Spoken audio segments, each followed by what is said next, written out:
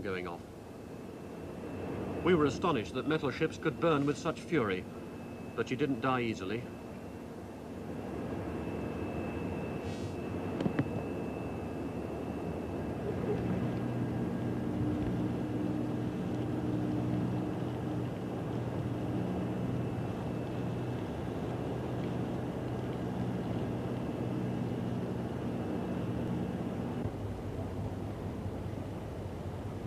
At dawn, she was still smouldering, but mangled beyond salvation.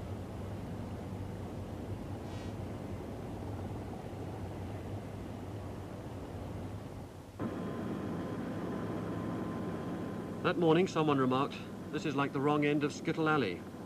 Soon, it became Bomb Alley. HMS Antelope broke and sank. 2 more men were dead. The next day, Tuesday, the 25th of May, while we braced ourselves for another onslaught, at the other end of the island in Port Stanley, Argentine troops were celebrating their Independence Day.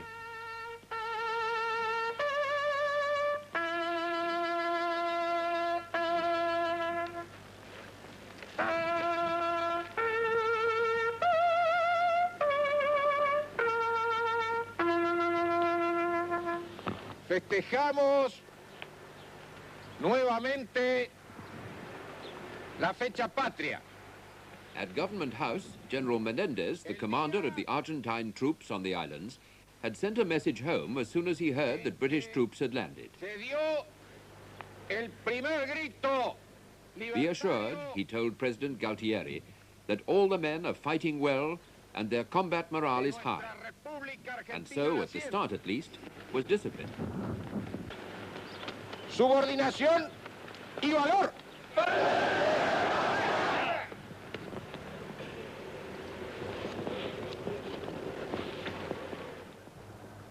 In Port Stanley Harbour, Argentina's naval strength, in the shape of the gunboats Islas Malvinas, had already been damaged.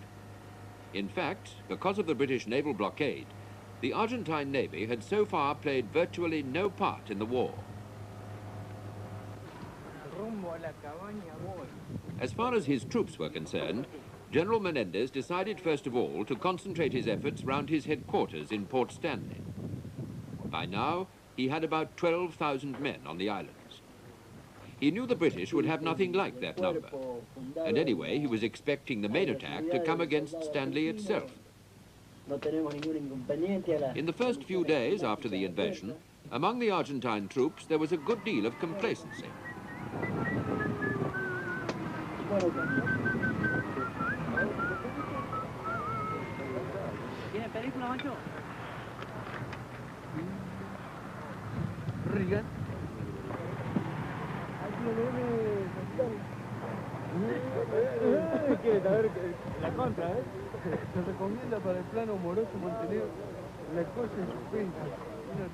The one sizable troop movement the Argentines made was to send several hundred men to reinforce the 1,000-strong garrison at Goose Green, the settlement with a small airstrip about 50 miles from Stanley. The idea was to cut off the British advance before it got underway.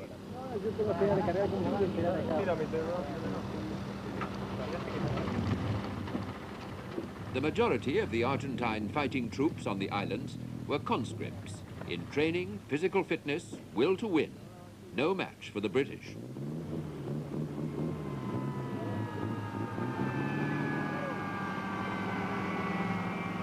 But there was one group of Argentine military who were on a level with their British counterparts, at least in terms of bravery: the Argentine Air Force pilots.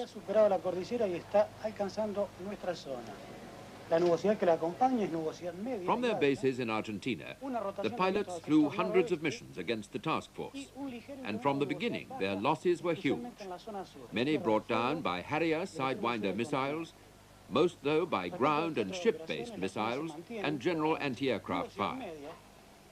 Apart from those shot down, the Argentines admit to a figure of 34, the British put it at more than twice that, the pilots were also troubled by the blockade and say that 261 flights had to turn back because of it. Nevertheless, In the first few days of the invasion, they'd had considerable success. By the time the conflict was over, they were to have damaged, in one way or another, 3/4 of the British fighting ships around the Falklands. And it could have been much worse if the bombs they carried had been properly fused. Many didn't go off even when they hit their targets, and hit they did, accurately and often. Y comienzan las operaciones aéreas, se comienzan por lo menos frente a nuestras cámaras. A4B, carreteando y saliendo, suponemos que hacia la zona de Malvinas. Tuesday, Independence Day, Argentina launched another major airstrike. The British commanders had seriously underestimated the Argentine Air Force, committing its planes and its pilots with an almost reckless willingness.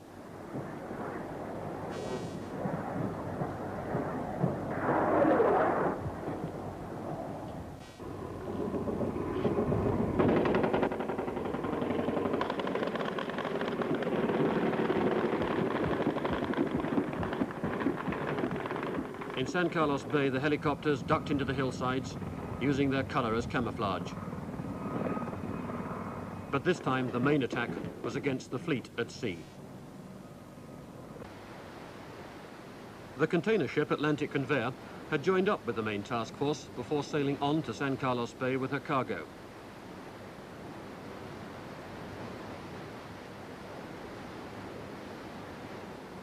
Exocets launched against the carriers, destroyed her instead. She'd been carrying helicopters badly needed by the landing forces. It was a serious blow. 12 men dead.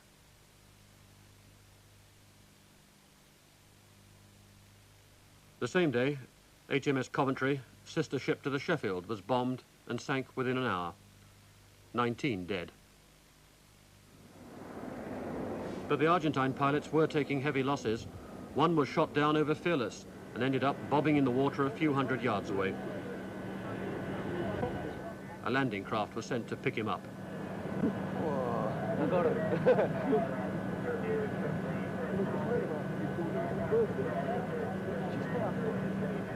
I got him just breaking up.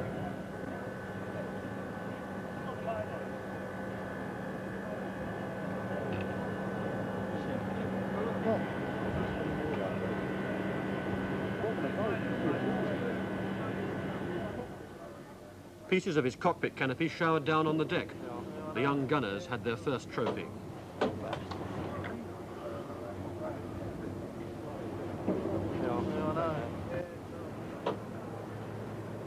The pilot was brought into the big dock at the back of Fearless, the ship he'd just been trying to bomb.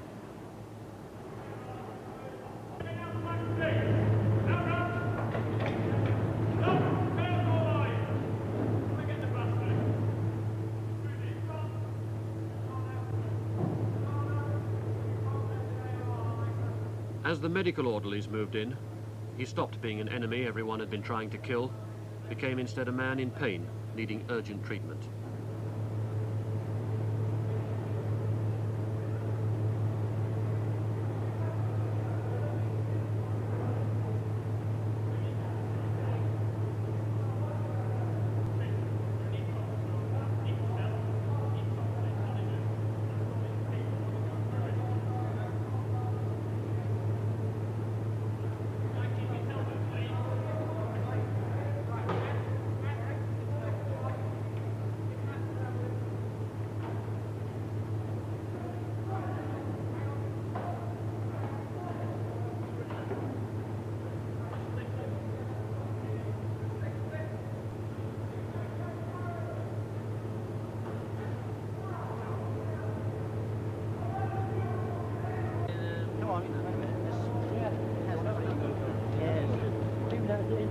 Yeah, that's what we'll do just to keep it stable from now.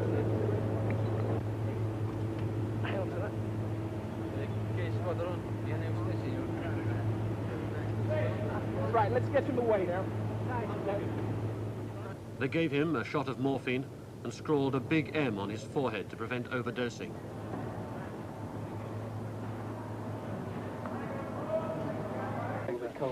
The Argentine pilots impressed everyone with their skills and a bravery that verged on foolhardy.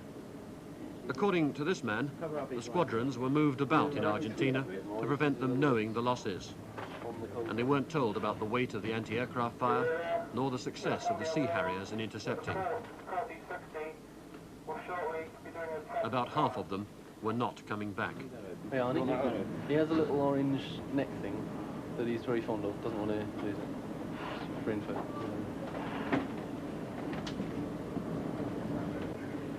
He has got a complete fore and aft dislocation of his left knee,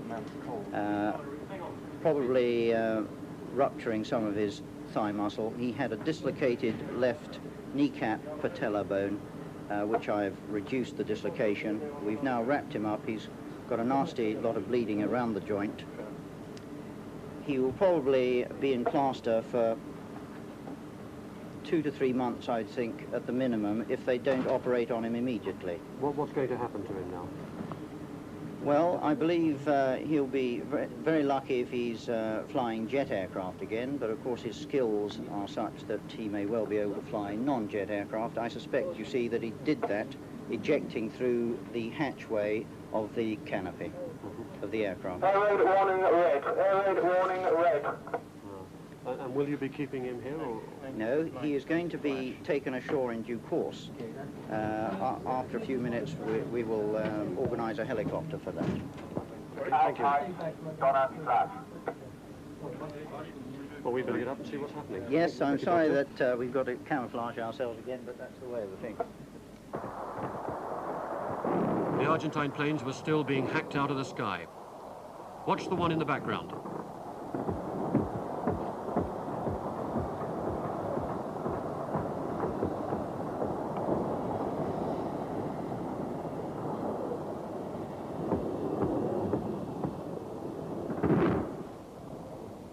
One day it was our turn to be caught in a helicopter during an air raid.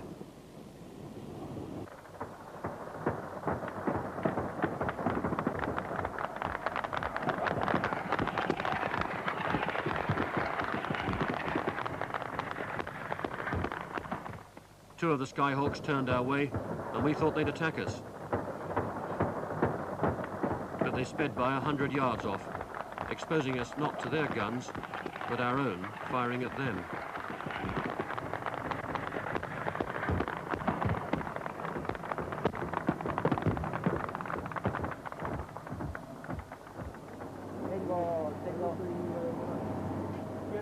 There was now a trickle of prisoners coming back to the ships.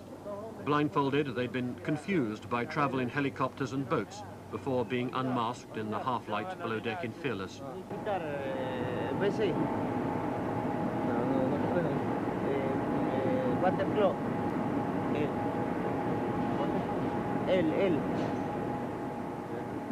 Low red lighting was used anywhere it might spill out into the open. White light would give away the ship's position after dark.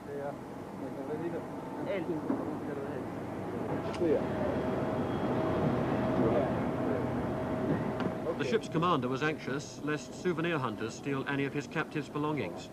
That's got to be all stone. Cookie as well, right? Where's my one? Get that Marine in the ferry to come over there. It's talking now. Take charge of it. Take it up to the brigade interim, the back of the gun. Starts. Yeah. Okay. Well done, Phil. All right. Okay.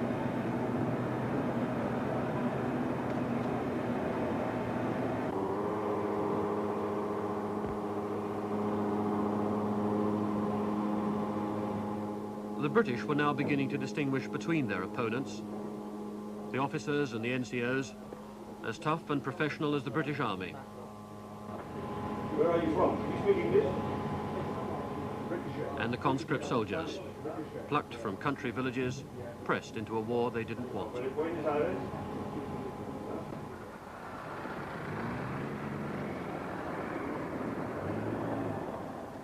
By now the beachhead was established. 12,000 tons of stores, enough to keep the brigade going for a month, were on shore. They'd been unloaded by the Royal Fleet Auxiliary and the Merchant Navy. The men had worked on, despite the bombs dropping around, and sometimes through their ships, many crammed full of ammunition.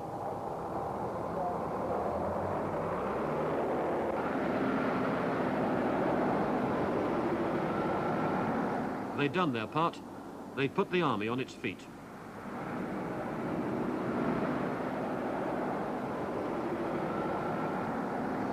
But the ships had paid a heavy price. Now there was pressure from home to break out of the beachhead and seek a success.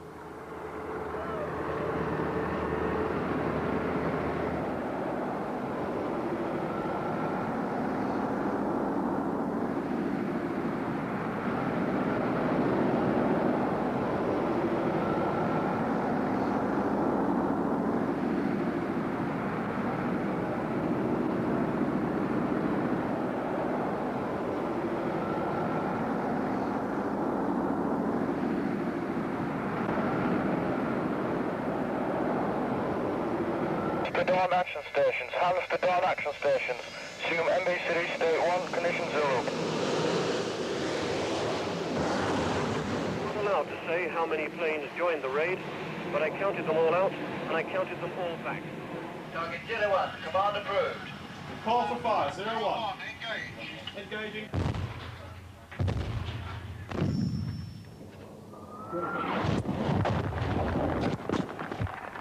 In the course of its duties within the total exclusion zone around the Falkland Islands,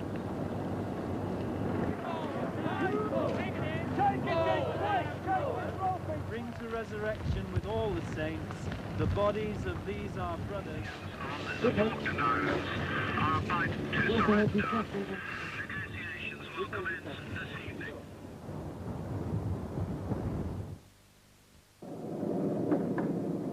Dawn stand to for the British troops from the task force, now well established at their beachhead on the Falklands. So far, apart from the repeated air attacks, opposition from Argentine troops had been slight. Just one or two isolated groups who'd quickly surrendered or fled.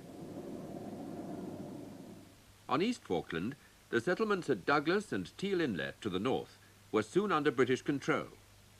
If Goose Green and Darwin to the south could also be secured, then the way to Port Stanley would be clear.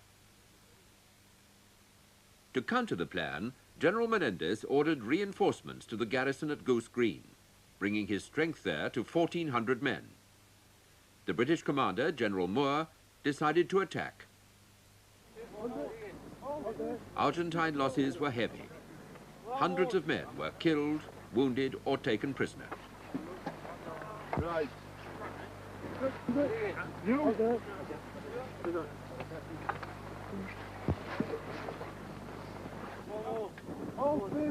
This way. The fighting began at 2 a.m. on the morning of May the 29th. Right. BBC radio reporter Robert Fox was with the men who fought there. The battle was begun at night. It began with a heavy naval bombardment, and you can still see the scars of that around here, an artillery bombardment, and then it was a full open battalion attack on very well dug in enemy positions. The positions were much better prepared than had been expected. There were far more enemies. When we took the surrender later, we could not believe that we had 1,000 men putting down their arms on the airfield here behind me. The attack was led by Lieutenant Colonel H. Jones, always known as H, a genial extrovert figure who led his battalion in peace and in war with the same friendly, almost abandoned manner. It was one of the most heroic attacks that a British infantry battalion has carried out since the Second World War. And the main battle lasted 14 bitter hours. I was with the battalion main headquarters throughout that battle. And if we were within a few feet of being killed from shrapnel, from shell, from mortar, from artillery, very well positioned, we were close to that 40 or 50 times. Towards the evening, the CO himself, H. Jones, was killed in an act of almost foolish bravery. he was leading a platoon attack to free his 2 companies that had been pinned down for nearly an hour by heavy machine gun fire. And as he approached a machine gun position, he was scythed down. It was a message that spread throughout the battalion. We knew that we had gained the ground. Goose green lay before us. There were white flags put up by the Argentinians, though unfortunately in some cases the white flags were shown only for young officers and NCOs to go forward, unarmed, to be shot down by another machine gunner behind the men carrying the white flags. Goose Green was the victory the British wanted. The Argentinians had been overwhelmed, not by numbers, but by courage and resolution.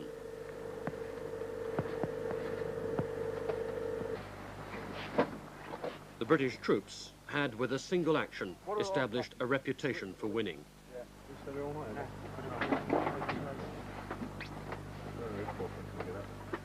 The proportions of the victory were ridiculous. When the confusion cleared, 250 Argentine dead had been collected from the battlefield, 1,400 prisoners taken.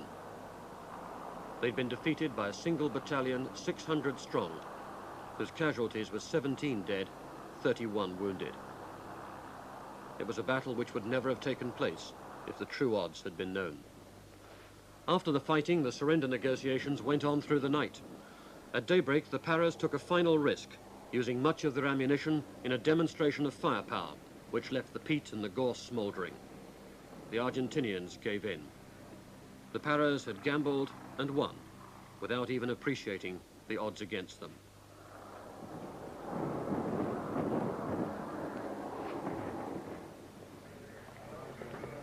The field hospital back at the beachhead received the wounded. Set up in an abandoned refrigeration plant, dirty and ramshackle, it was no place to be operating. It was the best they could find. Which one do you think's the entrance wound and entrance wound? Entrance and exit. Has he broken his femur? No. He's lucky then. As these high-velocity missiles go through limbs, they create a lot of dead muscle, which has to be excised, because otherwise it just festers and goes gangrenous and can cause all sorts of problems. Here's another Argentinian casualty with what looks like a shrapnel wound of the leg. I think he's basically very lucky. He's lucky? Yes, because from what we've seen of the Argentine medical facilities, the treatment that some of our wounded casualties have had, enemy casualties, the treatment has been inadequate, to say the least. Instead of removing dead muscle, they've simply closed wounds with metal clips, and this is a recipe for disaster, as any surgeon will tell you. And as you can see, the conditions are somewhat arduous. The light is limited. We've only got a small 6-kilowatt generator outside, and fuel for that is in short supply, and the floors are not of a standard that you would expect to see even in the grounds of a hospital back home. They're very grubby, but we're dealing with fit young men who've got good resistance to infection, and they simply need this surgery to help them survive later. There were 2 unexploded bombs lodged in the ceiling, but with nowhere else to go, the surgeons stayed. They kept on operating, even during the air raids. All the wounded got the same treatment, no matter their nationality.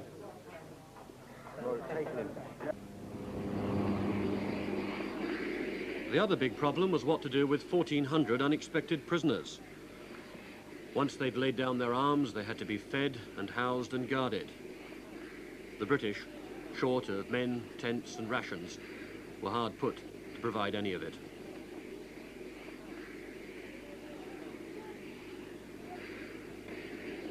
There were some Air Force men among them, but others, the technicians who'd be hard to replace, had been spirited away before the surrender, helicoptered by the Argentinians back to Port Stanley.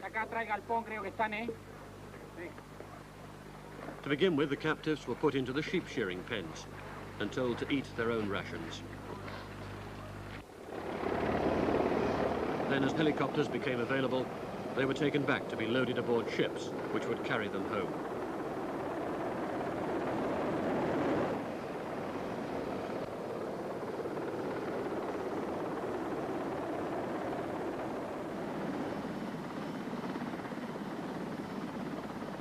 They were mostly young conscripts, who in the main seemed pleased to be out of the war. They'd had, it seemed, a raw deal from their officers. They'd been left very much to fend for themselves. They'd been begging or stealing food from the islanders, even though there'd been plenty available from their stores. They'd also been warned that the British might shoot them. They were handed over to the military police, who took charge of them. Their apprehension was obvious. In their minds, anything could happen, no matter what it says in the Geneva Convention.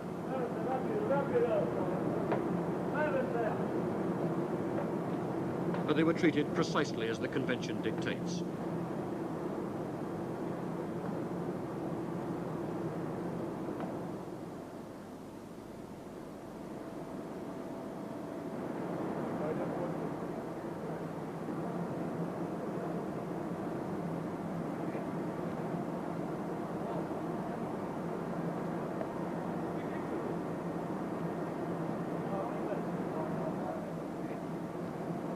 One at a time, they were stripped and searched.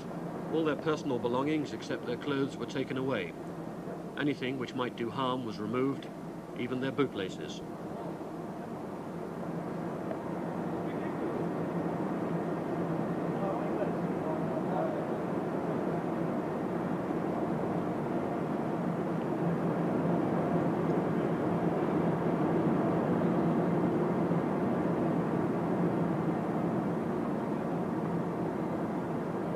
Everything was catalogued, and they signed the list.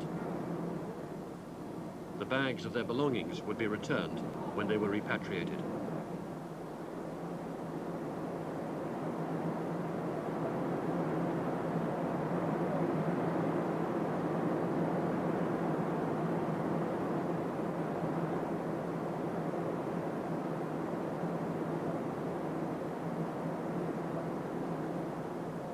The only labels that could be found in quantity were from the Canberra.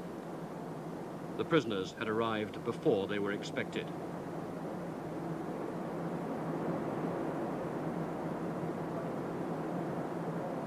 It was the proper procedure, but demoralizing, dehumanizing.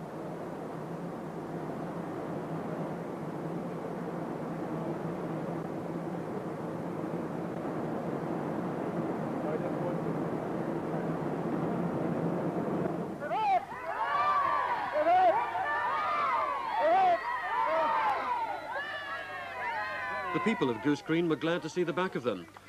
They'd swapped one army for another, and there was no doubt which they preferred.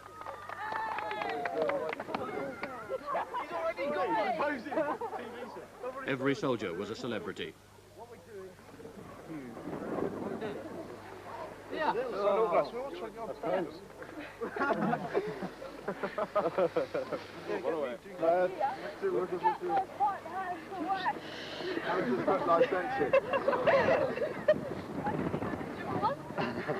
Well, one thing wrong, it should have been whiskered. So. It's a marvellous fillip today to have had this one battalion that's taken out so many of them. The day of the surrender, General Moore, the new Land Forces commander, arrived and had his first meeting at sea with Admiral Woodward. First of all, what we were after was a victory ashore for one of our groups of men, battalion or whatever, that was going to prove that our guys could really do it. And my goodness, they have today. That's right. And yesterday. They had that considerable fight yesterday, captured 100 or so prisoners, and took the first part and surrounded the others. And then, as a result of proving their quality and their moral domination, frankly, I think that's probably the reason that the others have surrendered today. Provides us with some problems, mind you. 900 prisoners are going to take a bit of looking after. Indeed, I wouldn't like to look after 900 prisoners. And get them on the way, but that we can all do, can't we? Yeah, right. Yes. Find the means to do that. It's the next 5,000 we want, really, isn't it? The Argentinians had set their defences right through the village, even a rocket launcher on top of the children's slide. With all the armaments lying about, the village was a very unsafe place. You're all right, not upset by it, eh?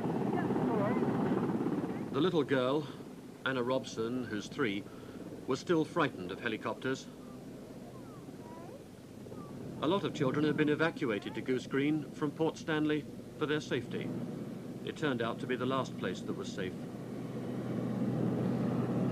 You're all right now, aren't you? Hey? The villagers were concerned about the state of their houses. The whole population, swollen to over 100 by evacuees, had been locked up in the small village hall for a month, and their homes had been vandalized. Generally, for the first couple of weeks, they left us alone.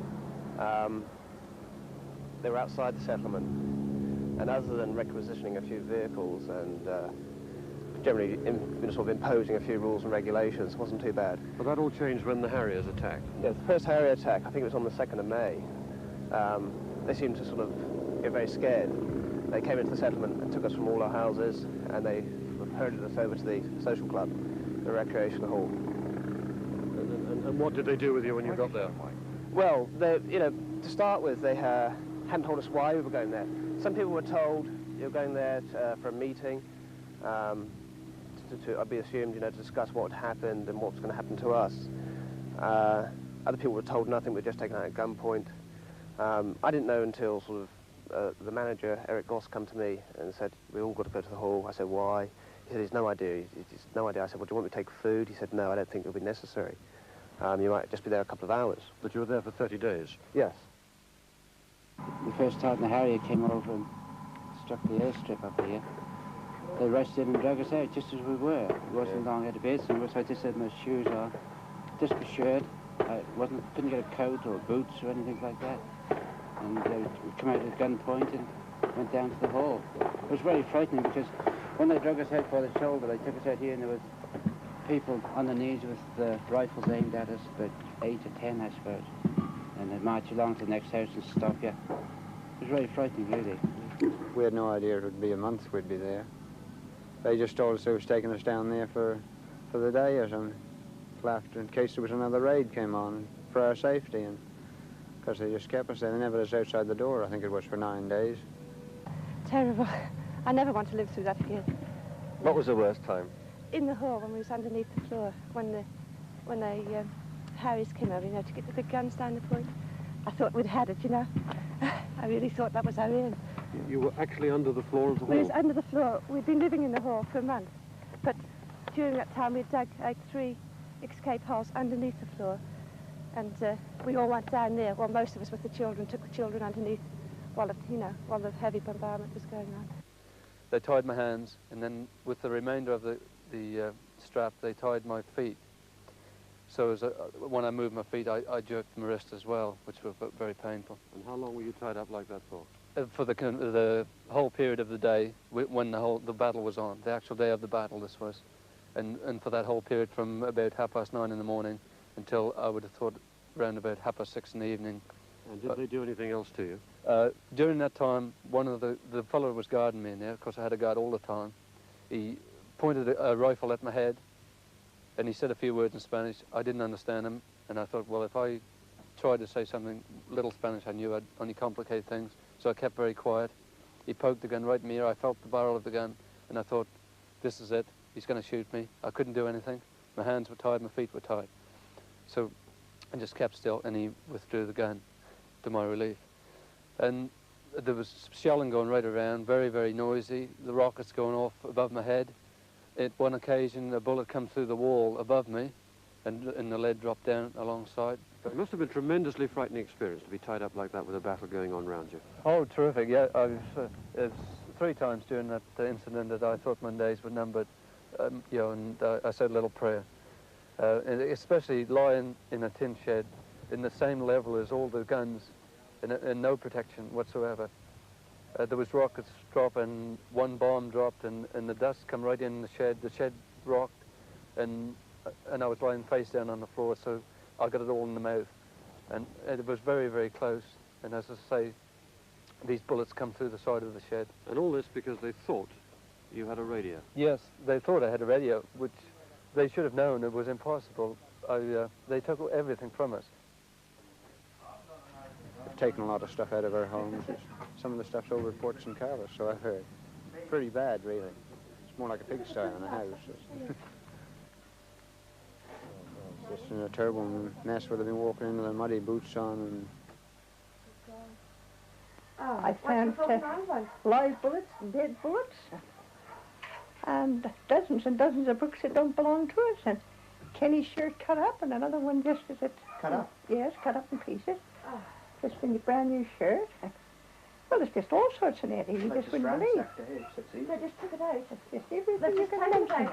They've went through it all. They've walked all over it, destroyed it, and then threw it all back in the cupboards again. That's just what they did. I was 14 days without my teeth. Yes, in the hall. They took my teeth and stowed them away. I only found them yesterday. My mouth's that sore now that well, it's just like starting all over with new teeth. My mouth got so sore in the hole, and then it healed up. And now I've got my teeth back. What happened when the paratroopers came in at the very end? Did you see them? Yeah. Well, we only seen them when they come into settlement. We've seen some of them coming over that hill over there. And we heard about them being up the airstrip and that.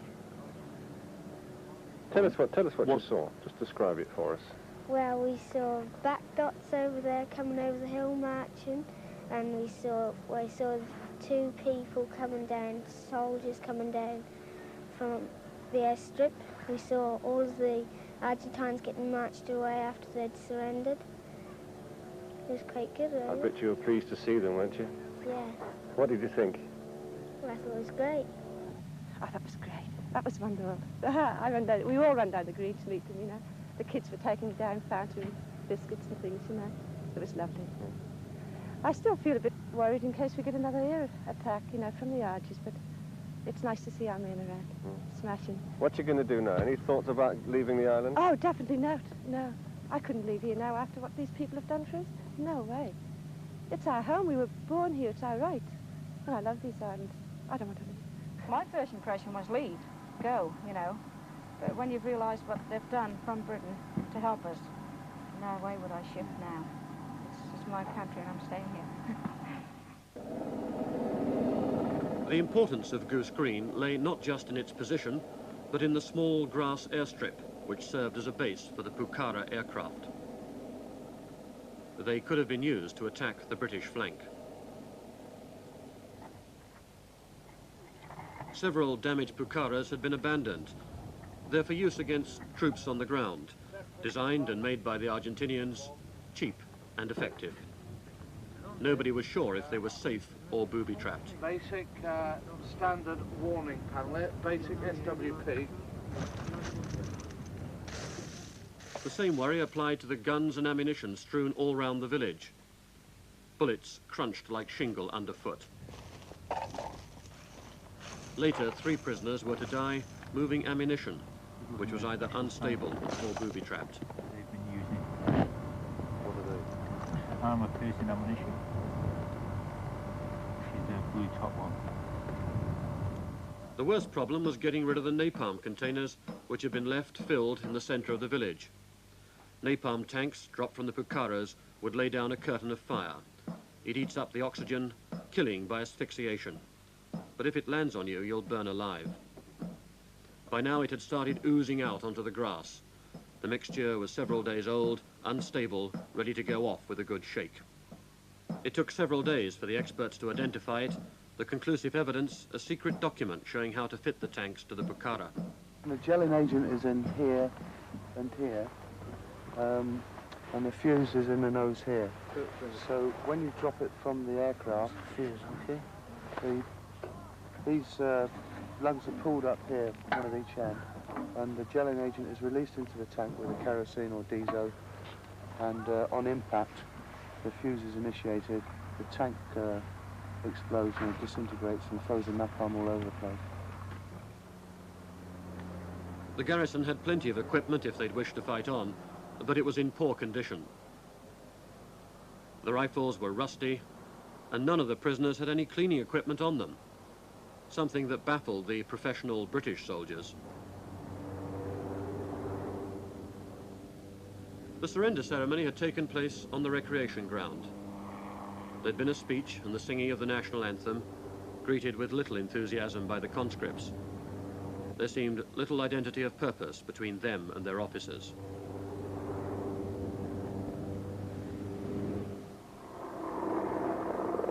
When the British came to bury their dead, 11 of the 17 were officers or NCOs. The British way to take men to battle is to lead from the front, a tradition that Colonel Jones was following. He led his battalion from the front and died.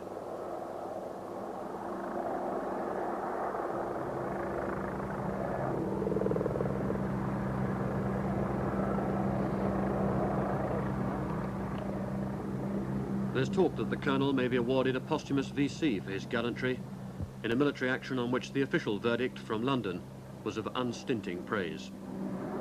The lives of the Falkland Islanders in that area are safe.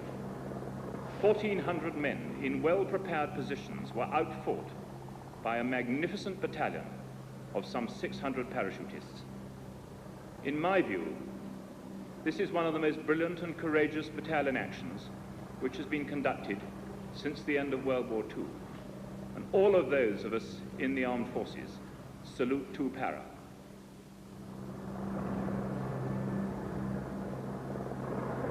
Lieutenant Colonel Jones, Captain Wood, Captain Dent, Lieutenant Barry, Corporal Hardman, Corporal Sullivan, Corporal Pryor, Lance Corporal Cork, Lance Corporal Smith, Lance Corporal Bingley, Private Holman Smith, Private Fletcher, Private Illingsworth, Private Meakin, Private Dixon. From 3 Commando Brigade Air Squadron, Lieutenant Nunn. From 5-9 Commando Royal Engineers, Corporal Melia. Ashes to ashes, dust to dust. In sure and certain hope of the resurrection to eternal life, through Jesus Christ our Lord. Amen.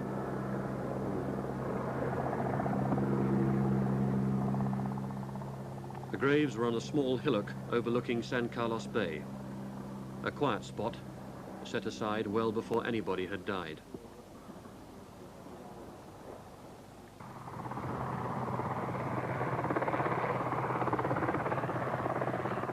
The flanks secure, it was time to start moving on Port Stanley. All the heavy equipment, the guns and their ammunition, would need all the helicopters that were available. There was no other way to move it across ground that oozed with water. The men would have to walk.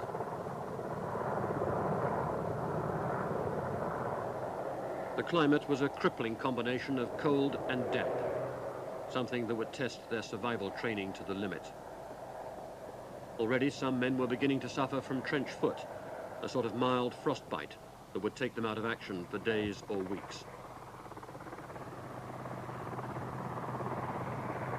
The Argentinians were relying on the mountains as a barrier.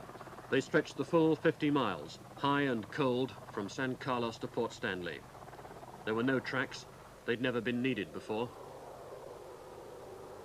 The Argentinians assumed that the British would not attempt to come over the top in midwinter. But they miscalculated. That was the way the Marines and the Paras chose to go.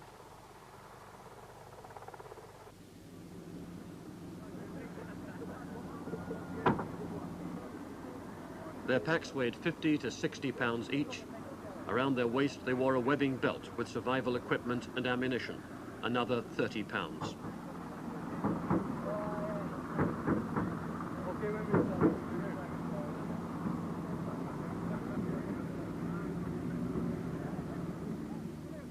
It took a fit man to carry that load,